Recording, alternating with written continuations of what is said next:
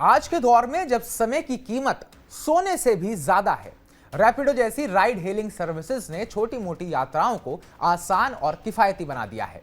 Bike और auto की सवारी के लिए रैपिडो की सुविधा ने लाखों लोगों का दिल जीता, लेकिन हाल ही में केंद्रीय उपभोक्ता संरक्षण प्राधिकरण यानी कि सीसीपीए ने इस कंपनी की मनमानी पर करारा प्रहार किया है। रैपिडो पर 10 लाख रुपए का जुर्माना लगाया गया है। साथ ही ग्राहकों को रिफंड देने का आदेश भी दिया गया है। लेकिन सवाल यह है कि आखिर रैपिडो ने ऐसा क्या किया कि उसे इतनी बड़ी सजा का सामना करना पड़ा, और इस कहानी में ड्राइवरों का क्या रोल है जो कंपनी की नीतियों और ग्राहकों की शिकायतों के बीच पिस रहे हैं। आइए इस पूरे मामले को गहराई से समझते हैं। नमस्कार, मैं उत्कर्ष प्रताप सिंह और आप देख रहे हैं TV9 भारतवर्ष। रैपिडो की लोकप्रियता का एक बड़ा कारण इसके आकर्षक विज्ञापन रहे हैं। 5 मिनट में ऑटो, गारंटेड ऑटो और 50 रुपए का कैशबैक जैसे नारे सुनकर कौन नहीं ललचाएगा। लेकिन इन वादों के पीछे की सच्चाई कुछ और ही थी। सीसीपीए ने पाया कि रैपिडो के विज्ञापन भ्रामक थे। कंपनी ने देश के कई शहरों में ऐसे दावे किए जो हकीकत में पूरे नहीं हुए।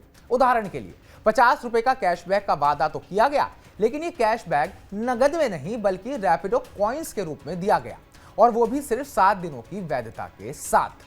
यानी अगर आप अगली राइड में इन कॉइन्स का इस्तेमाल नहीं करते तो आपका कैशबैक बेकार। ये तो बस शुरुआत थी।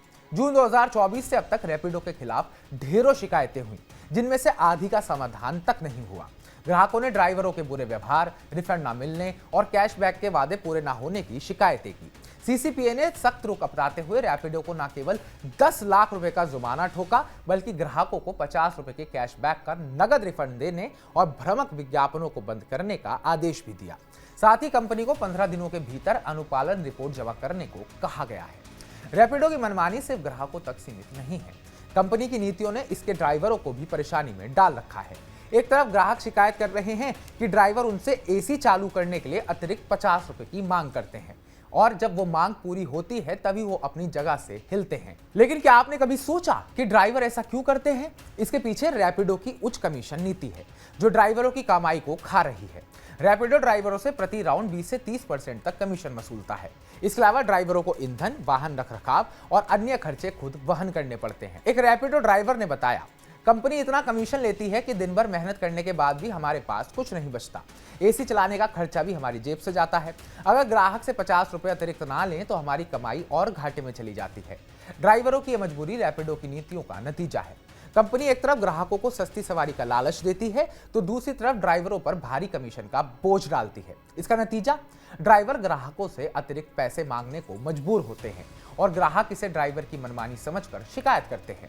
इस पूरे खेल में असली दोषी कंपनी की नीतियां हैं, जो ना तो ग्राहकों को पूरा लाभ देती हैं और ना ही ड्राइवरों को उनकी मेहनत का उचित फल।